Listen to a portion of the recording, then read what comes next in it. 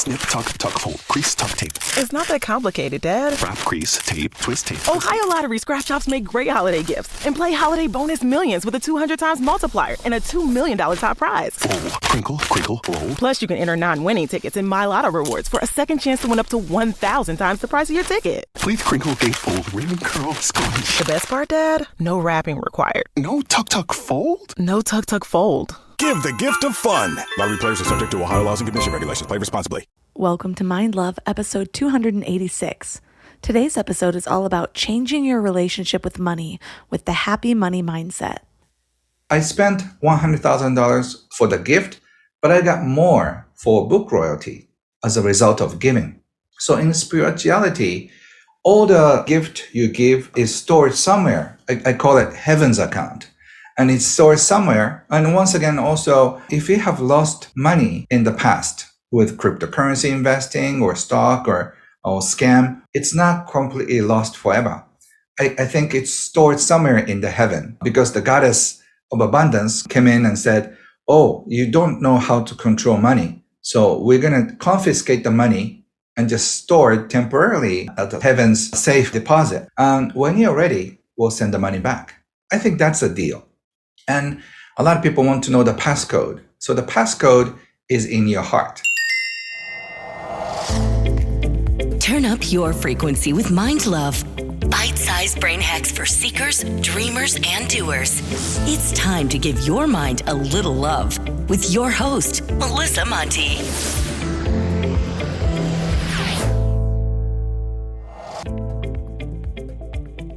If this is your first time giving your mind a little love, don't forget to hit the subscribe button. Mind love is a habit, and the more you give your mind that love and intention, the better you'll feel about yourself and your life. Plus, it's really a win-win because more subscribers means Mind Love attracts even more amazing guests to bring you their wisdom.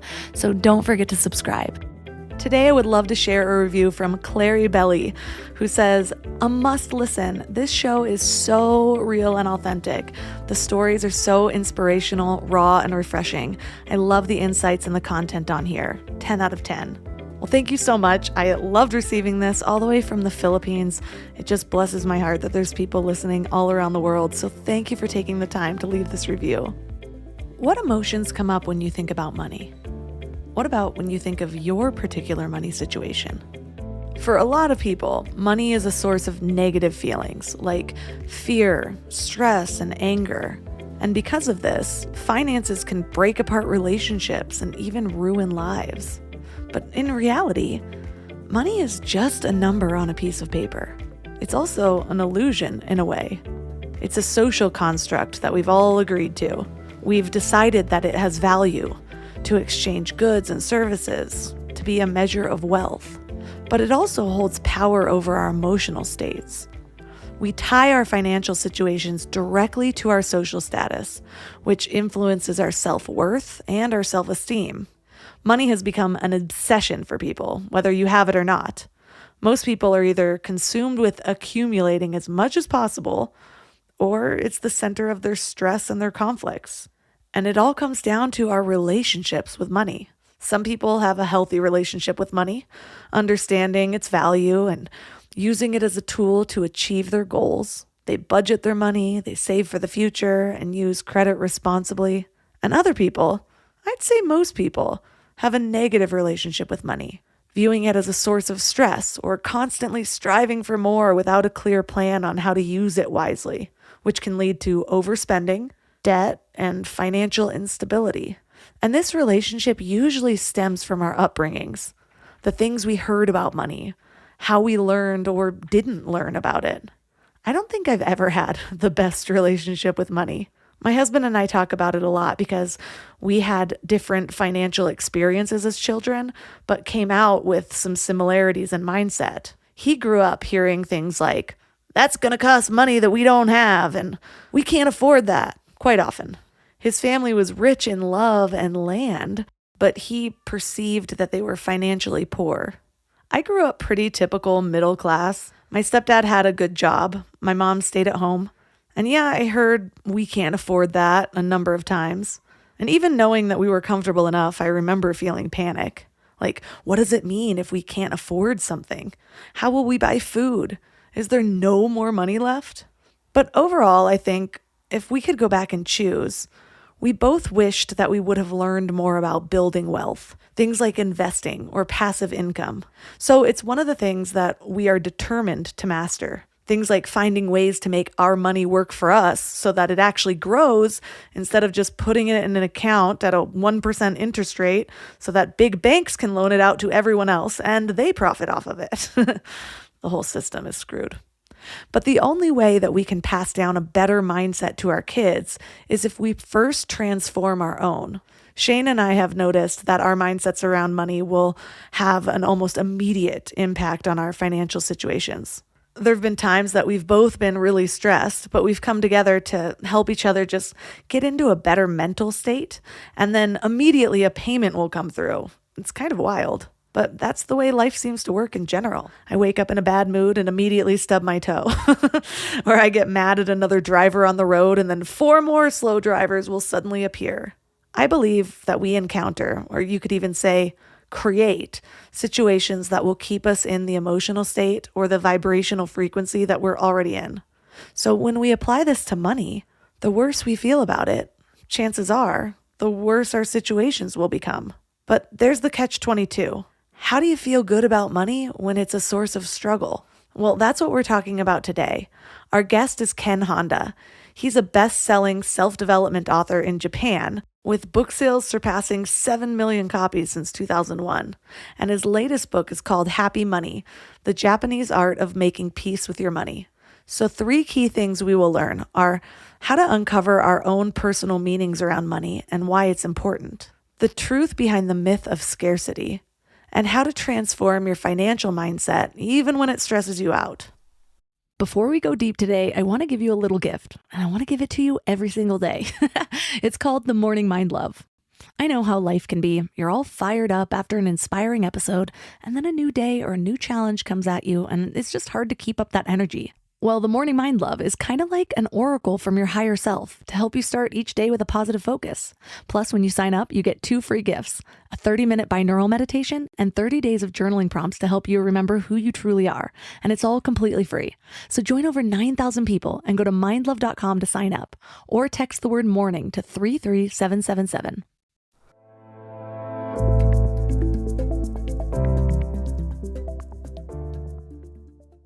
And now let's welcome Zen millionaire Ken Honda. Thank you, Melissa. I'm so happy to be here. I practiced your name a few times. I hope I said it right. Oh, yeah, it was perfect. So I'm curious, how did you get to where you are? How did you become a writer who helped people with money?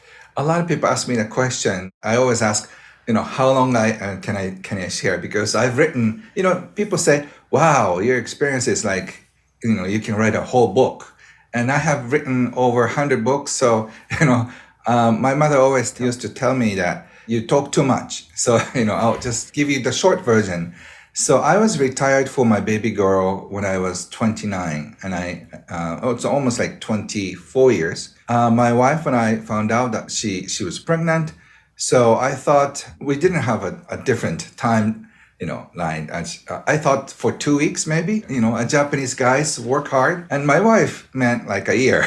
And well, what? Like time off of our schedule, 2 weeks for me in my mind and a year for her. And okay, I agreed to have a little time off, and 2 weeks just went so fast, and another week. And then, I started to slow down. So we ended up having a 4-year break off of our life. So we just concentrated on child raising for 4 years. And during the 4 years, I had this inspiration to write. And before that, I was doing accounting, consulting, and during the semi-retirement as an investor, I made a living, or we had enough financial background. So we were concentrating on a baby girl. Probably 3 years into the semi-retirement, I got this inspiration to write.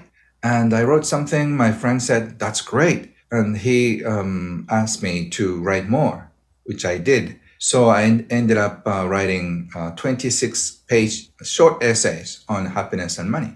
And that became a booklet. And later on, that became a book and a national bestseller. sold about 100,000 copies, and the rest is history. I know that you've read or written a bunch of books, so you've actually been on my radar a while, so I'm excited for this interview. But Yes, me too. the most recent book, Happy Money, you had this really unique story that inspired it. Can you share it? Which one? About the woman taking your wallet. Okay, that one. Yes. I have a lot of stories. So I was at the party, I think in Nagoya, where I was chatting with 4 or 5 people. They asked me questions. And this woman approached me and she tapped me on the shoulders and said, Ken, can I take a look at your wallet? And at the time, people were interested in celebrities' wallet. Like I wouldn't you be interested in Justin Bieber's wallet, Mariah Carey? They do even have a wallet. And so there is a magazine article, which one is good, the big one and the small ones. And so I said, okay, well, I feel a little validated. Whoa, so you think of me as like a celebrity? But I said, make sure, give it back to me. And Japan is a safe country when you leave your belongings, people report it to police or at the Starbucks, I go to a bathroom with my, stuff on my seat, nobody bothers. And she said, okay. And she was checking something. So I got distracted from our conversation. And she was saying, this is good, this is okay, oh, this is nice. So I got really curious. And she said, Ken, all your money is good. So you passed the test. I said, whoa, what did I pass? And she said, all your money is smiling. So that means you must have made a lot of people happy. And as a result, you received this money. So you're a happy man. And I said, oh, that's interesting. And she said, on the other hand, your money can be crying in your wallet or getting angry in your wallet. And I said, why is that? It's because the way you receive money by doing what you don't like, or you take advantage of other people, and as a result, your money is crying in your wallet. And I said, wow, that's interesting. And she really put me into thinking on that night. So I thought of many friends and uncles. Oh, that person's wallet, definitely money is crying. I have a best friend, must be smiling. So since then, I categorized my friends and people I meet into 2 people. Money smiling people and money sad people. And later on, I just name it happy money. So people with happy money or unhappy money. So it sounds like the difference between happy money and unhappy money is the way that you earn it. Is that correct? The way you receive it and also the way you spend it. So happy money gives you joy when you receive it because, your client, your company chose you out of thousands of other candidates as a coach or employee. So you feel so happy and blessed for receiving the money. So instead of complaining, how can I make both ends meet with this? People get upset over the money they receive. That is unhappy money. And on the other hand, when you spend it, does that give you joy? Once again, a lot of us are feeling frustrated when we take a look at the bill. We feel like, overwhelmed. Electricity and gas and a lot of things prices are going up. So we feel pinched. And then I don't want to pay, and then you gradually pay for the bills. That is unhappy money. So when we have these feelings around the way we receive it, the way we spend it, do you find that most of it is based on how we're dealing with it in the present moment, such as, how we just earned it or what we're spending it on? Or do our past experiences and the programming or the language that we've learned around money, how much does that affect if our money is happy or not?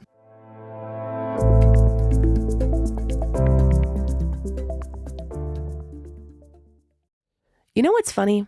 We spend so much time feeding our minds, reading books, listening to podcasts, learning new things, but then we grab whatever's convenient to feed our bodies. And I get it. Life is busy, and sometimes a drive-thru feels like the only option. But that's why I take Field of Greens. It's a greens powder made with whole organic fruits and vegetables. No extracts, no lab-made stuff, and just 1 scoop a day gives you simple, real nutrition. Field of Greens feeds your body with fruits and vegetables medically chosen to support your heart, vital organs, and immune system.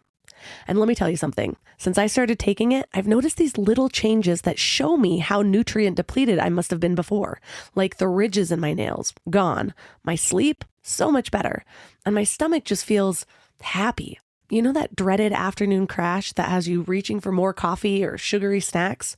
Well, that's not happening for me anymore. When your body is actually nourished, it runs so much better. I've tried other greens powders before, but Field of Greens is genuinely different. The quality is next level and you can taste it. It's become my go-to, especially on those days when my eating isn't exactly Instagram worthy, because we all have those days, right? And here's the thing. They are so confident that you'll love it too, that they offer a 100% money back guarantee. That's how much they believe in their product.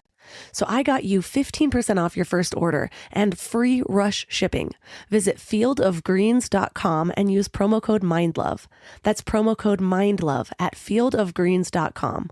Fieldofgreens.com. We're all searching for something better in life, right? Better habits, better mindset, better relationships. But when it comes to hiring, searching isn't always the best approach. Instead of searching, why not match? That's where Indeed comes in. If you need to hire, you need Indeed. It's your go-to matching and hiring platform with over 350 million global monthly visitors. Their matching engine helps you find quality candidates fast. And I mean really fast. Did you know that in the minute I've been talking to you, 23 hires were made on Indeed worldwide? That's what I love about Indeed. It's like having a mindful hiring assistant. Instead of getting overwhelmed by endless resumes, you can schedule, screen, and message candidates all in one place. The platform actually learns your preferences, so the more you use it, the better it gets at finding people who align with your vision. And get this, 93% of employers agree that Indeed delivers the highest quality matches compared to other job sites. That's why more than 3.5 million businesses worldwide use Indeed to hire great talent fast. I just love that it keeps all of my hiring processes organized. I can do everything right there instead of having spreadsheets and notes and video call links. And listeners of the show will get a $75 sponsored job credit to get your jobs more visibility at Indeed.com/mindlove. Just go to Indeed.com/mindlove right now and support the show by saying that you heard about Indeed on this podcast. Indeed.com/mindlove. Terms and conditions apply. Need to hire? You need Indeed.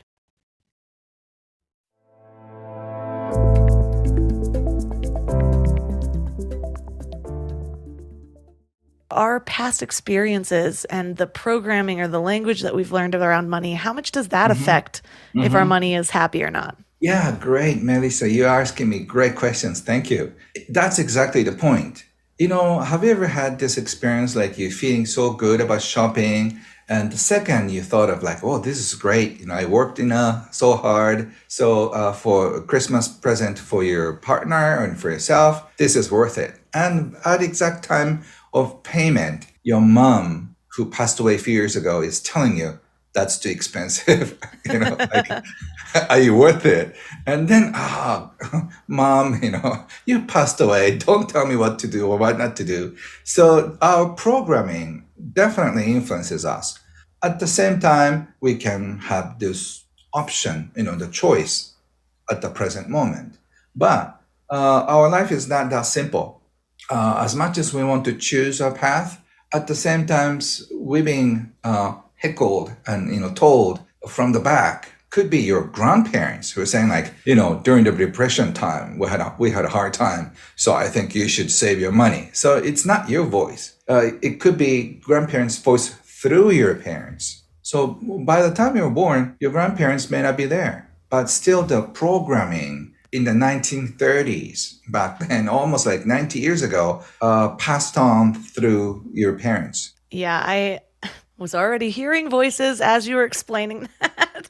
Although I think sometimes mine's my husband. He's a little bit more of a stickler. I'm the spender. He's the saver, which is a nice good combination. Balance. But one of the questions that you ask people early on is what money means to them. Why is that question important? What does it uncover? So my favorite question is, if money was a person, who would it be? Would that be a fun, exciting person, or would that be a scary, like assassin type of people? It depends on your financial situation and also emotional situation. Because if you are a happy person, happy money people, money is very friendly. and also very forgiving, generous, and the money will be right there when you need it. And if you go to hospital, he or she will be right there. And then if you want to go on a vacation, she or he will say, like Expedia, got it.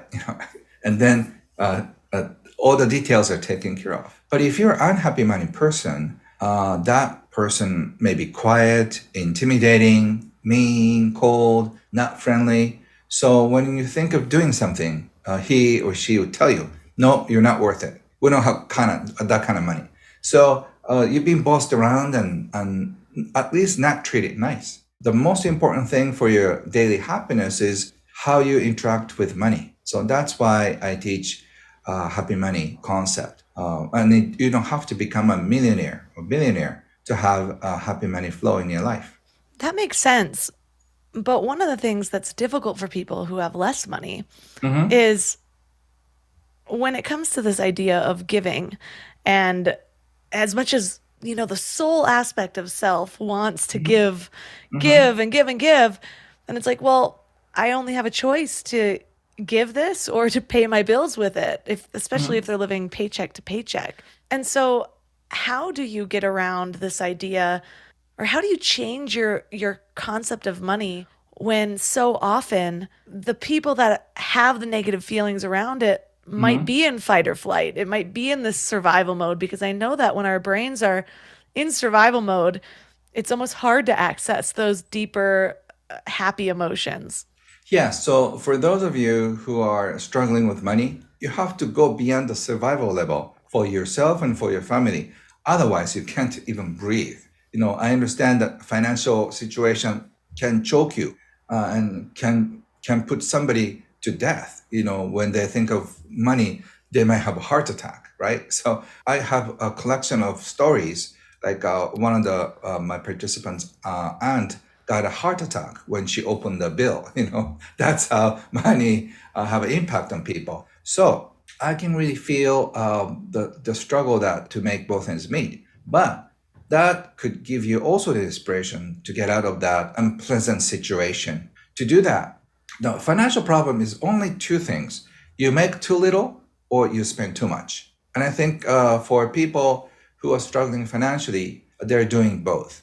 For example, they don't have the right job. In other words, they're in the wrong place. And also because of stress, they buy like stupid things.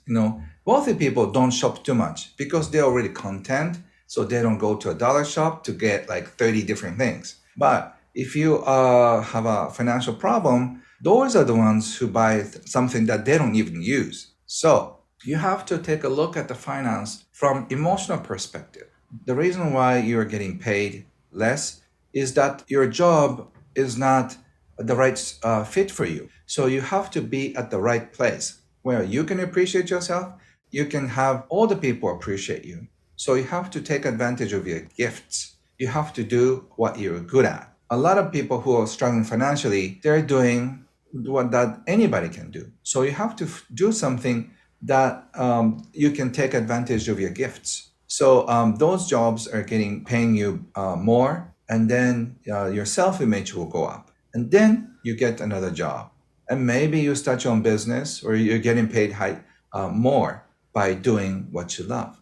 So you have to be at the job that you are good at and also what you love. And once you're in the right place, you're going to shine. And then your clients will love you, your boss will love you, your colleagues will respect you. If you're in the situation, the whole thing will shift. So you have to get out of the place that you don't deserve.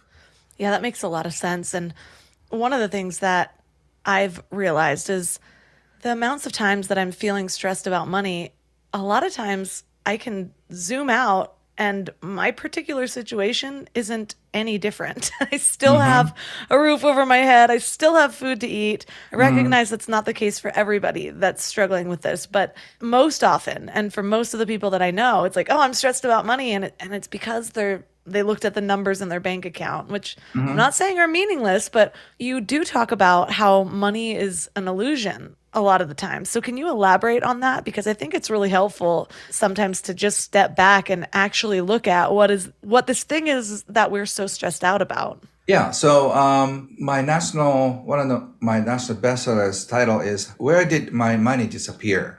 I wrote it 10 years ago about the collapse of capitalism and the beginning of a new era. And in that, with a sarcasm and also black humor, I talk about the elephant village that the whole investing was a scam, but everybody's getting involved in the scam, and that's exactly what happened with bitcoins and cryptocurrency. So all the money you thought you had in the bank account or in a crypto wallet, I mean, one of the most important feature of cryptocurrency is that all the data is stored somewhere, so the money is safe. But yet, all the news we hear is like all the money you deposited is now gone. So what's wrong with it?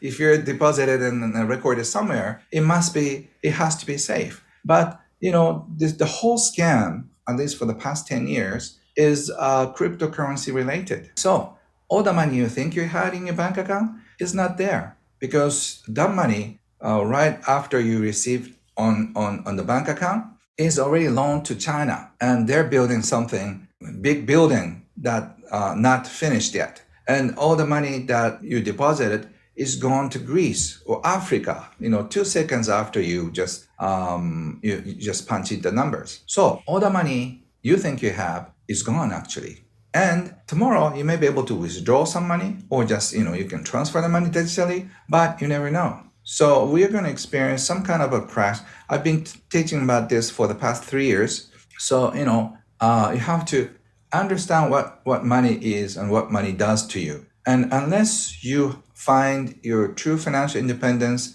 and emotional independence, you get sucked into this capitalism. And we are dancing to the tune that all the big companies are playing. You have to buy this, a new car, you deserve it, cosmetics and the manicures and pedicures and everything, right? So I don't deny commercialism, but do we need like 200 shirts? Do we need 3 cars? Do we need 4 homes? And do we need so many things? Some people may need them, but not everybody. So unless you tell yourself when or how much is enough, you are stuck. You're sucked into this. I want more. I want more. I want to make more money. I want to spend more money, and this is a hell. I feel called out. I'm looking at my fresh pedicure right now. But you're so right. I definitely know I tend to spend more when I'm feeling, I guess, emotionally unstable. It's like when I'm feeling like I'm not secure in anything. It could be I'm in a new role in life, or I'm not feeling as confident about work. And it's so counterintuitive, because you'd think that I would spend more when I felt really good about it. It tends to be quite the opposite. Yeah. So people react different ways. Some people, when they feel insecure, they make more money. They gamble money. They save more money. They stay indifferent to money. So we have a different way of reacting to the same money worries and fears. That's why I'm so fascinated. We have different personalities, and that's what makes us so interesting. Talked about the illusion of money, but you also teach about the myth of scarcity.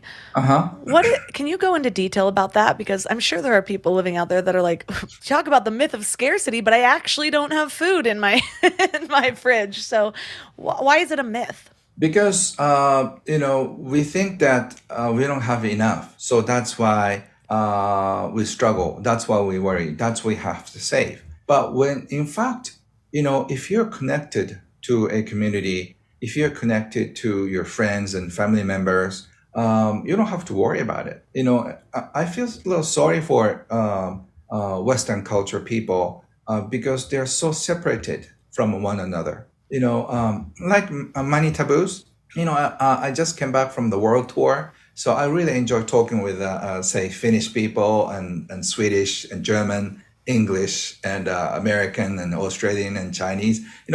They have different rules, and North American people have such a funny taboos around money. Like, for example, I'm a little off the side track, but this could be interesting. If you're college buddies, or like if you're close friends, like say 10 people, or at the college party, you don't usually ask people how much you make a year or how much you have. It's like a special taboo in North America. So when your classmate asks you, hey, Melissa, how much are you making?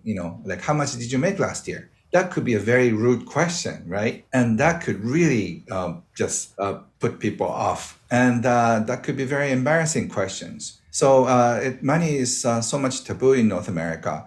I hear you don't talk about between brothers and sisters. Like in Japan and China and probably other countries, we casually talk about how much money we make. And we say, wow, congratulations. In a high school reunion, we often talk about how much we make. Wow, Melissa, you're doing great. I'm so happy for you. So that doesn't really happen in North American culture. I'm not just saying that's right or wrong. You could, make them faint when you just directly ask you how much money. But the funny thing is, the same taboo is in Japan about sexual issues. We don't talk about sexual issues as open as North American culture. So if Japanese businessmen are trying to feint you with, how much money you make, you can ask him, how's your sexual life? And then he's going to faint. So it's the same cultural thing. But going back to where we started. So we are believing that bank account is the only security. But I think even in North America,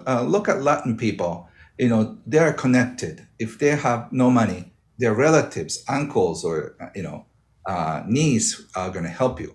So once you know that you don't have anything in your fridge, there could be a lot of food in your neighbors. So it's almost like you're having a joint account with other people. But if you're separated, if you don't talk about money with your brother and sister, and if you can ask your brother casually, how are you doing? Melissa, can you send me like $5,000? I'm a little short, You don't do that as much. So other culture, they do that. It's as if like, hey, Melissa, I don't have salt. Can you bring it over next time? You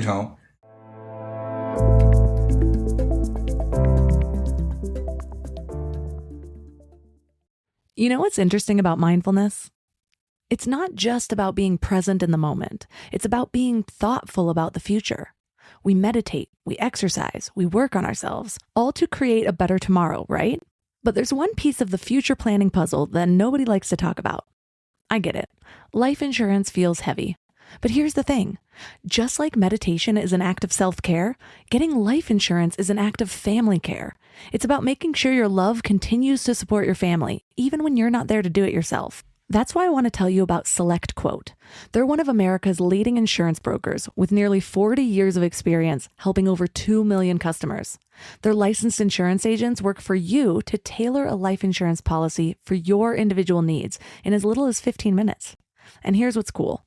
They actually reward you for taking care of yourself.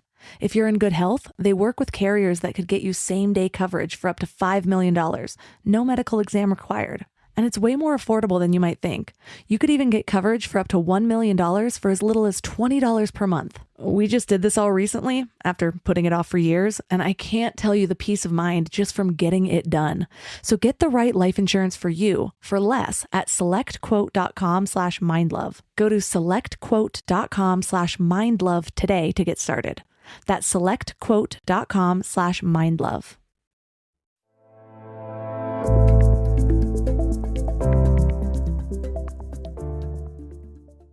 I am reminded of a story when I was working for a startup. I randomly happened to come across a document that had everybody's salaries on it. And I don't have a lot of taboos. I'll talk about anything. I don't feel uncomfortable when people bring up the weirdest topics. And so I always have to remind myself, other people feel uncomfortable about this. Because if it were up to me, I would just talk about money. And so I came across everyone's salaries, and I did end up sharing it with somebody. I accidentally saw this and I was just like, oh my gosh, I saw this. I saw everyone's bonuses. Crazy how different they are, and ended up getting called in to my CEO's office, and it was like this big taboo thing. Yes. And I thought about that for a while. At the time I was in my early 20s, and so I understood even less why this was so taboo.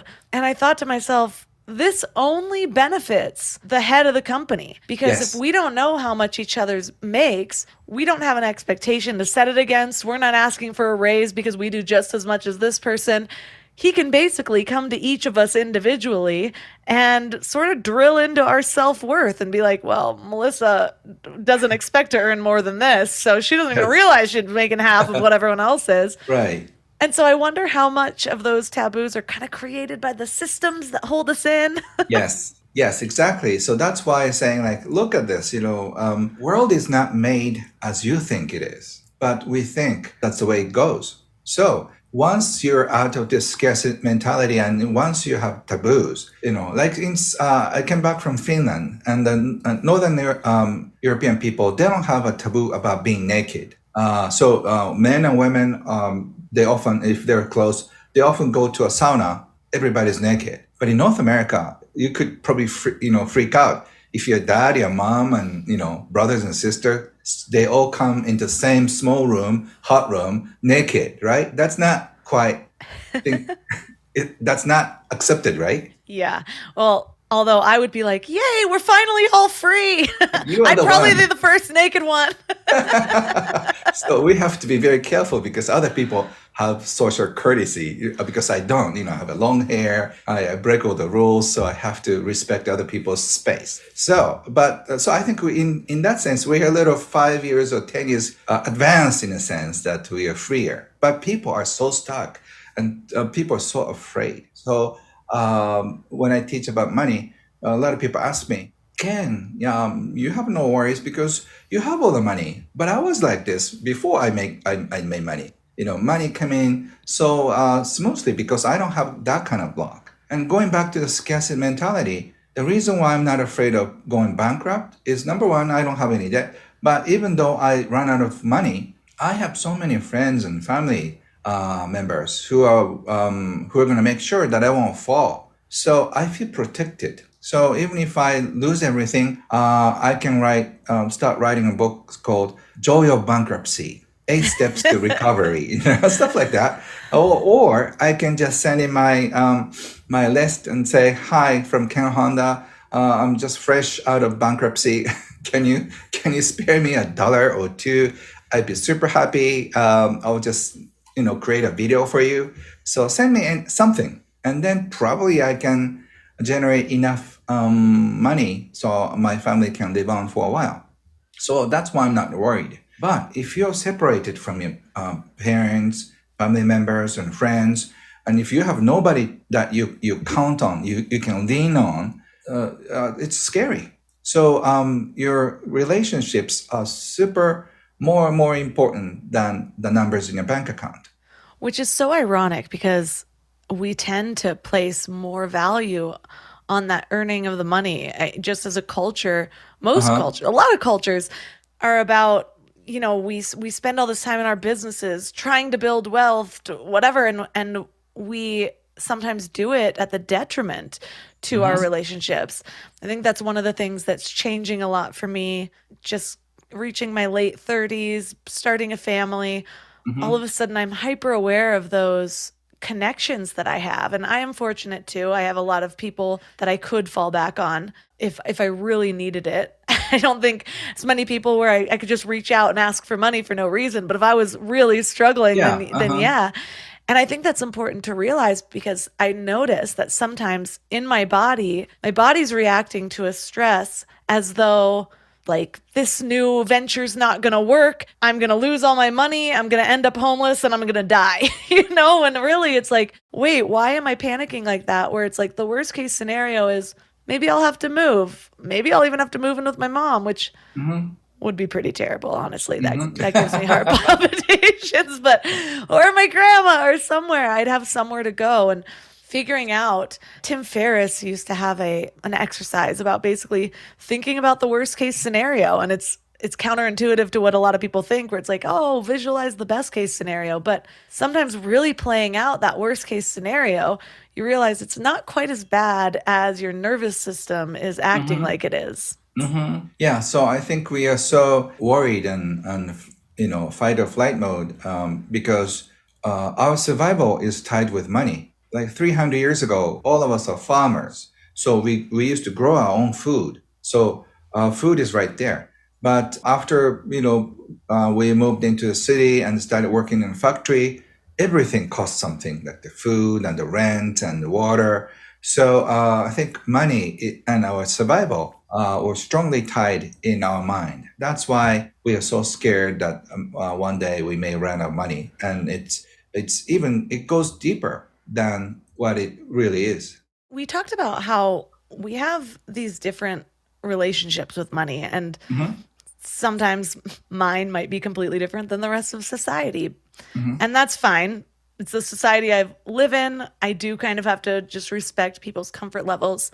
But what if it's a closer relationship? Like it's between two partners and they have very different ways of communicating. Maybe one wants to communicate, the other one doesn't. One Yes. has more fear around money, the other one doesn't.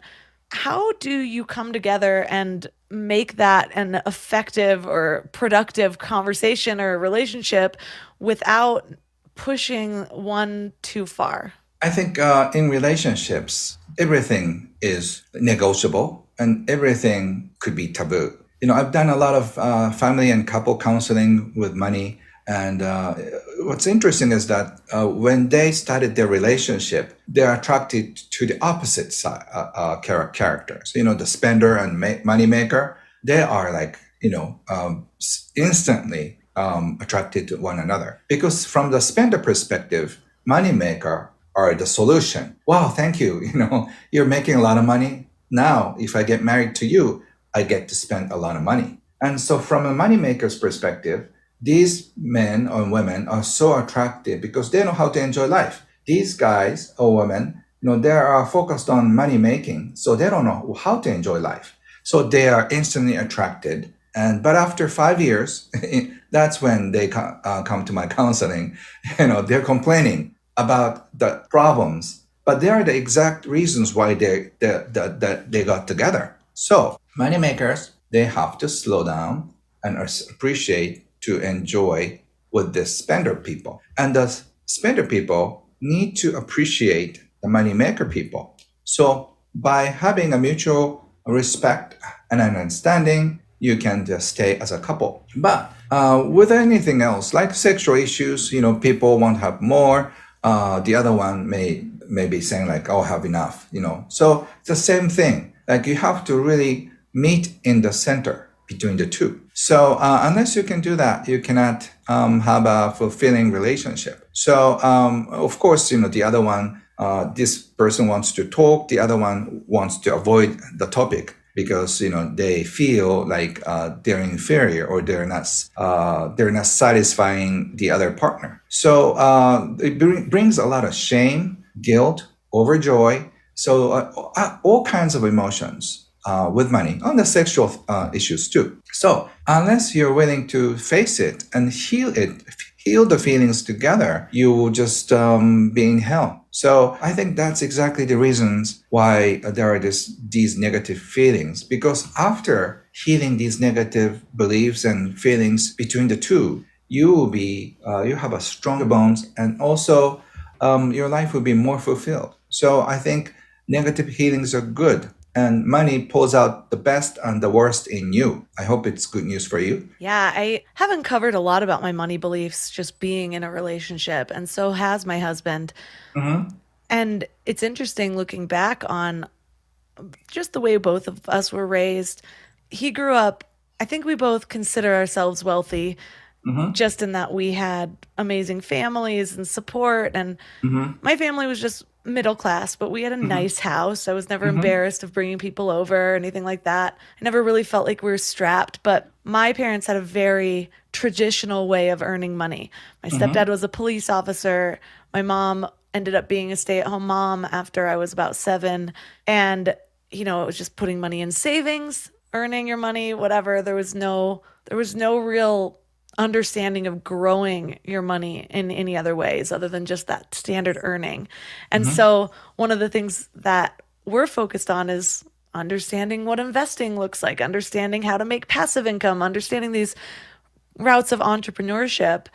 And then my husband grew up where they didn't have a lot of financial resources. They had a lot of land, and so he felt very just privileged with what he could do, especially given that he's so athletic. But there was a lot of word choices about like how we can't afford that and money doesn't grow on trees and things like that. And so now that we're having kids, we're trying to be very intentional and cognizant about the way we speak about money because we can see I know how he was raised, he knows how I was raised, and we can see it coming out in our own habits and things like that. And so what are some of the things that you have found are really important when you're teaching children about money so that they grow up to have that more happy relationship with money rather than the feelings of fear and scarcity?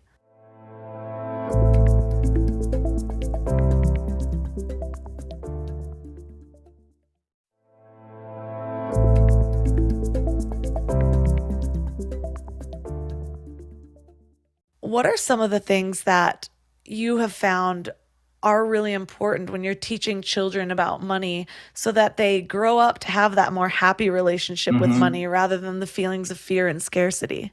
I forgot to mention one thing. When the couple sit down and then talk about money, it's almost, I feel like I'm talking to husband's parents and also this other one's parents too. So like I'm talking with 6 people.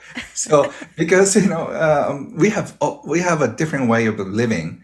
So it's amazing how we can come together and start having. It's almost like our own country. So like you are the princess from your parents' kingdom, and your husband comes from he's a prince who comes from the happy land. And so their constitutions are different. So I suggest, actually, I wrote a book called How to Teach Your Kids Happy Money. And in that book, I wrote about you have to make a constitution on your own because you're starting your own country. Any country can be very different, somewhat like France, US, Japan, like Sweden. There are different countries. Like social welfare, like in Sweden, are pretty well done. So the other day I went to a dentist and had a cleaning up, and the bill, it was $8. And then in North America, it's going to be probably $900, even if you have insurance, right? So because US is operated in a certain belief about money, and like in Germany, Australia, college is free, and if you're making certain money at the age of 30, you have to pay some tuition. And if you're not making that much, you don't have to pay anything. Whereas in North America, you're already in huge debt at the age 20, right? So that's capitalism. So even though we are very similar, France, US, Australia, we have a different rule. So I'm not just in a position of commenting which country is right or wrong, but I'm saying you're starting your own kingdom, Melissa. So you have to sit down with your husband about how you're going to teach. You have enough time, but when your child is about 5 or 6, they're starting to realize about this reality. One time I had a chat with a 6-year-old boy, and I casually asked him, what are you going to get for Christmas? In Japan, we're not Christians, but we celebrate Christmas. So he said, I'm not going to get any Christmas present. Kind of looks sad. And why is that? My mom told me that we are Buddhist. So, if you're Buddhist, we don't get presents. Oh, really? I thought anybody can get a present. And he was saying, also, my mother also said, we are poor, so we don't get a present. And it really broke my heart. 6-year-old boy, no, he doesn't even know what poor means. But his mother definitely said that. So I had such a hard time dealing with that. That really put me into writing more books. But so you have to be careful with your language. Otherwise, when your child is 8 or 9, your husband says something, and I said, no, Jack, that's wrong, and you start to fight, and your kids get confused. Like, okay, which one should I just listen to? So I guess you really have to come up with your new constitution, and in that, any country have spending plan, right? So like fiscal year, like you need, are you going to give kids allowance money or not, or like what do you want to teach? So you have a lot on the list. Yeah, thankfully we have tools like Instagram and TikTok, and it sounds silly, but I've actually learned a lot of tips that I've then shared with my husband or he shared with me where we can source ideas from other people about what sounds good and what doesn't. And Great way. there's been a couple different things that I that I have liked. I saw this one video where the parents were teaching about socialism using using Halloween candy. And then I saw another one where they were teaching about taxes and the way they taught about taxes, because that was hard. When I got my first job and I'm like, oh, I make this much an hour, and I'm like calculating it in my head, and then my paycheck comes and it's like 2/3 of what I thought I was going to make. And I saw this one family, they give allowance, but then the first thing they do is they collect the taxes. And the tax goes into a fund, and at the end of every month, they decide as a family how they're going to use it. But it has to be something like in 3 categories, and they rotate through it, like something that's really needed for the house. But like every certain months, it can actually be used towards something fun, like a vacation or something like that. And so you can actually get this idea of saving it up and contributing to the greater good. I thought that was really unique. But we have discussed that, like I said before, we really want to bring in the idea of building wealth in ways that aren't just the standard ways, especially since my husband and I are both entrepreneurs. And so that's something that we didn't have growing up, but we've learned a lot. And so it's definitely something that we plan to pass down. And I have a good feeling that you guys are going to figure out, the best plan for your kids. So, kids who have thoughtful parents are blessed ones. But unfortunately, most of us weren't, encouraged to learn about money, or we're just stepped down and scolded. So that's what the reality is. So I hope a lot of more conscious parents will be born. So that's another reason why I need to write more books on and how to raise your kids in a happy money way. And it's like a new operating system, and it's totally different from regular ones. Regular teaching. Don't waste money, and then and work hard, and those work ethics are great, but it's sort of obsolete, So you have to come up with a new plan. So it's interesting. It's so chaotic about money. How to deal with money? There are like 20 different ways to deal with it, and so it's different. I'm not saying once again what is right or what is wrong. Which one are you going to install and start operating on its own? So you have to choose the right software. Yeah, I'm going to choose the software of banking on you to write a children's series within the next 4 years. That'd be good timing for our family. All right. But Thank you for the order. Yeah, I'll just put that in the Kickstarter campaign for you. But we've talked about how so many of our problems are actually sort of a mindset issue.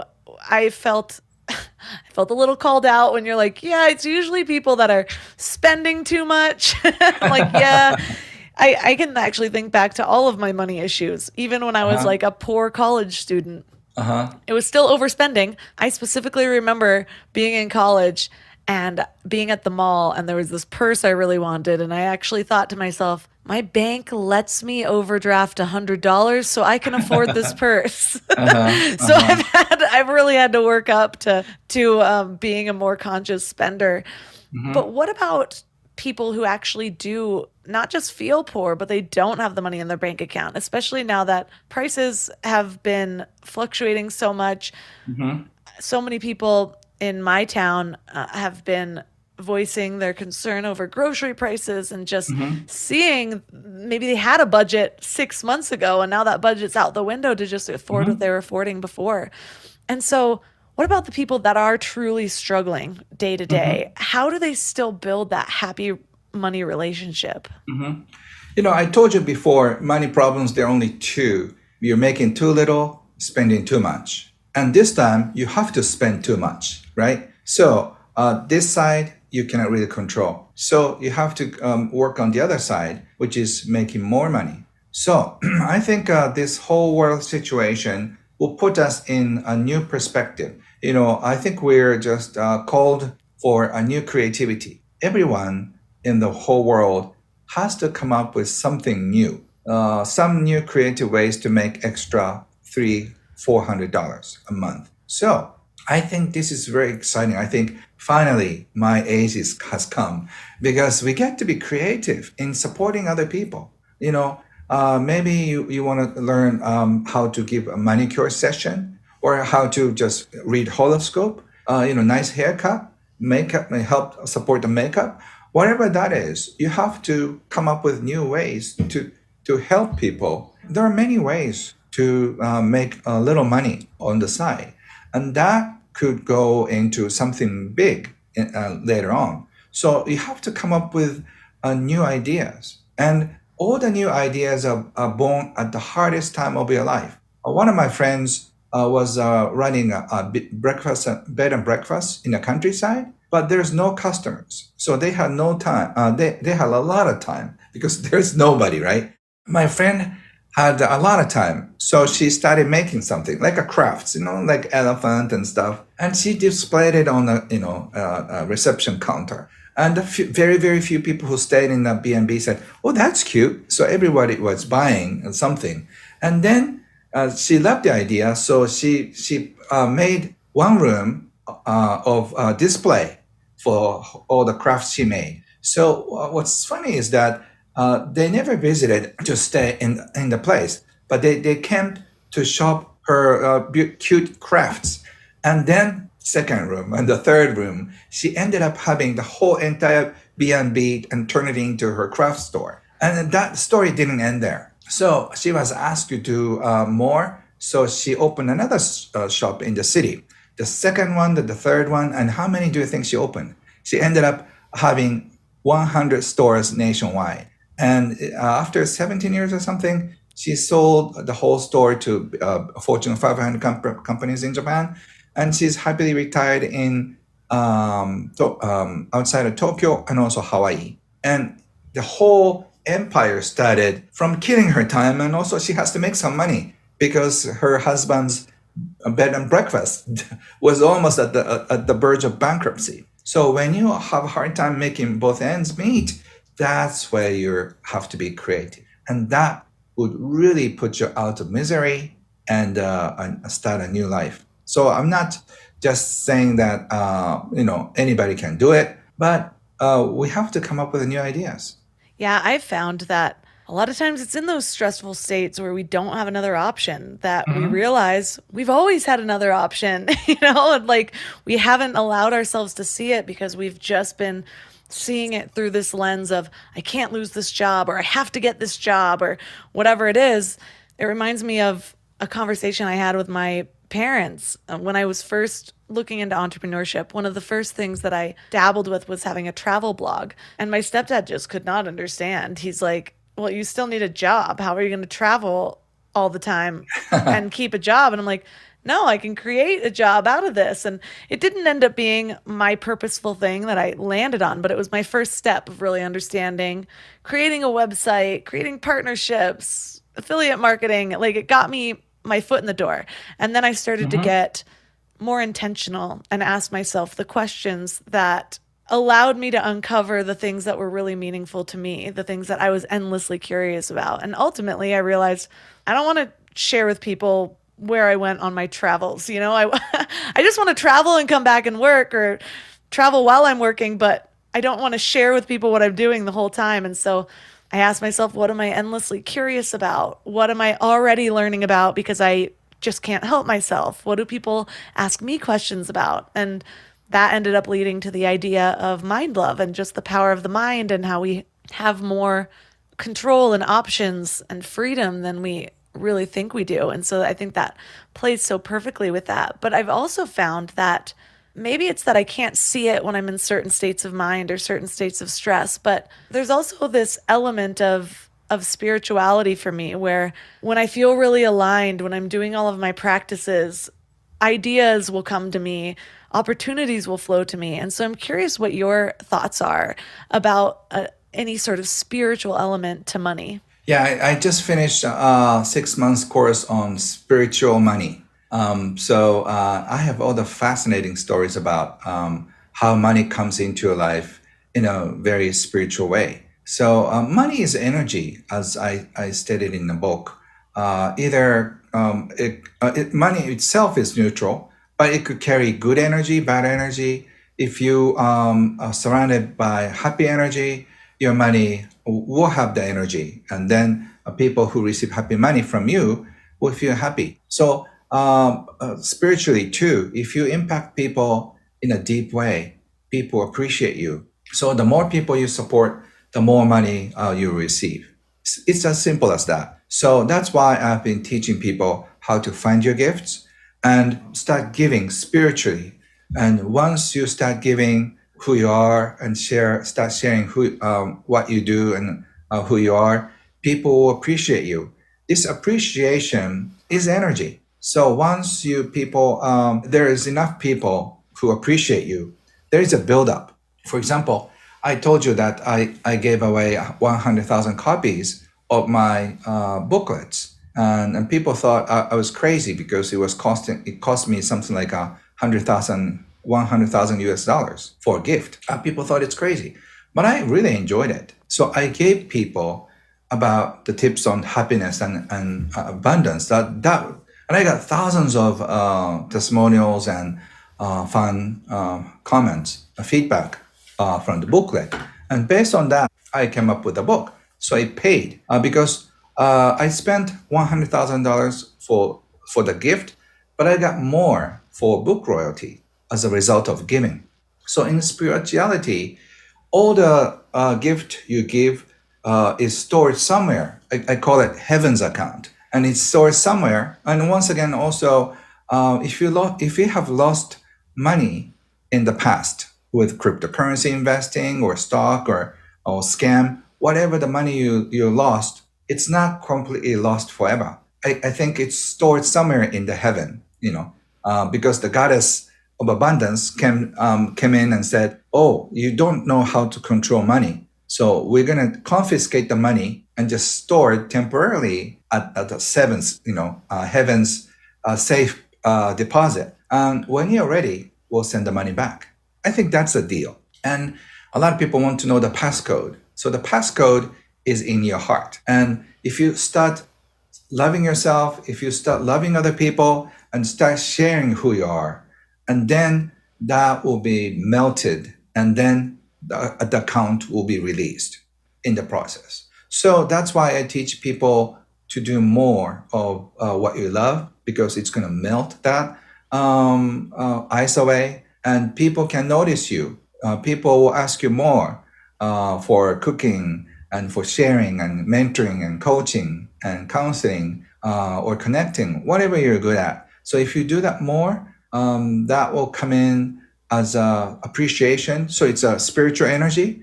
But if you receive enough spiritual energy, that gets translated into numbers. And it might take a little while, usually 3 months to 2 years, or it could be 3 years. But your spiritual giving will definitely count. So don't stop there, because if you stop, it's stored in somewhere over there. Yeah, I think I trust the Heavenly Reserve more than I trust the Federal Reserve. So, well, we have covered a lot today, so much to work with. And I'm sure there's a lot of people out there that are just resonating with the ideas about not just overspending, but that emotion that really comes with our spending habits, our saving habits, and how to transform that. So for listeners that are interested in learning more about you, finding your other books, where is the best place for them to connect? So you can find all the information at kenhonda.com. I'm going to share more about what I teach into English now. I finally found great volunteers, like 20 people. So we're going to translate a lot of what I teach. And also I started a community called Arigato Living Community. People come from like 20 different countries. So we get together once a month or twice based on what time zone. So we have a lot of North American people, European people, and also Indians and Australians and East Asians. So there I teach about happy money and stuff. So if you want to learn more about that, I hope you can join the community.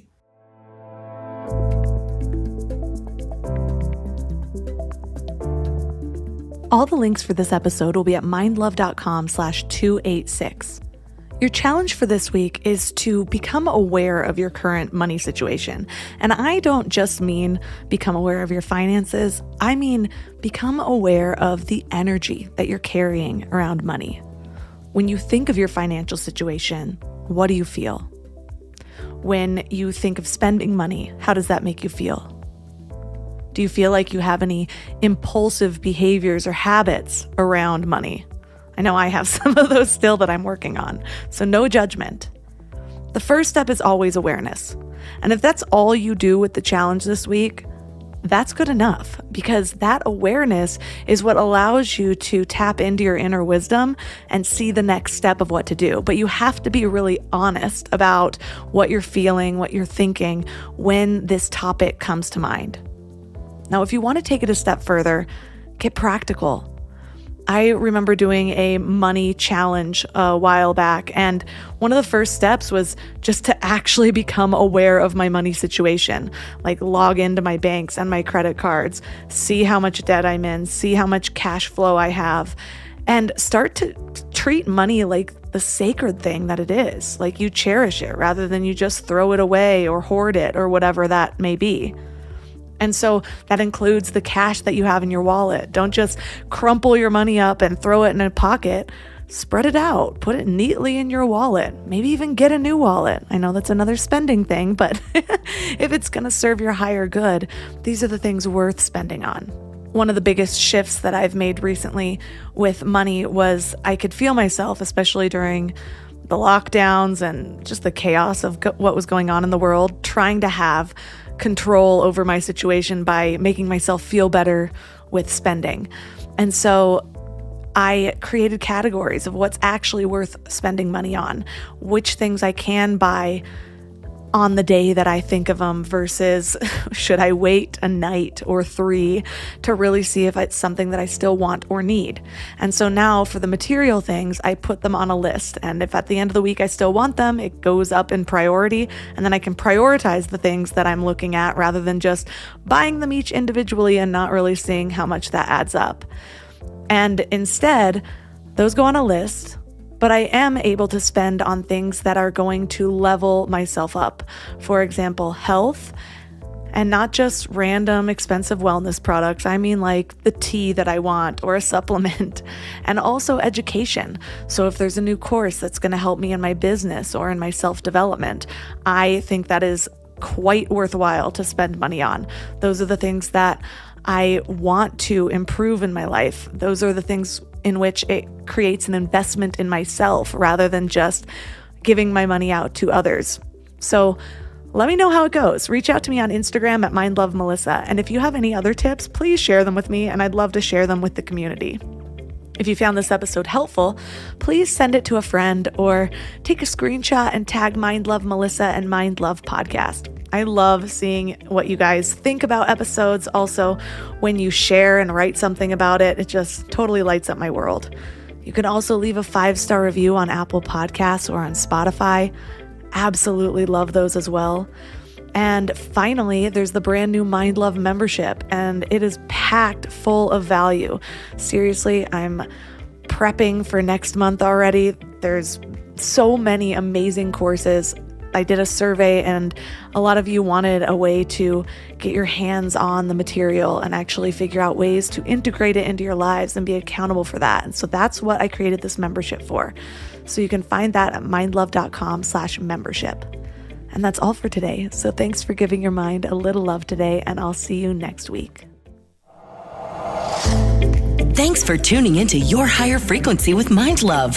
Head to mindlove.com for a free gift to keep your vibes up until next week.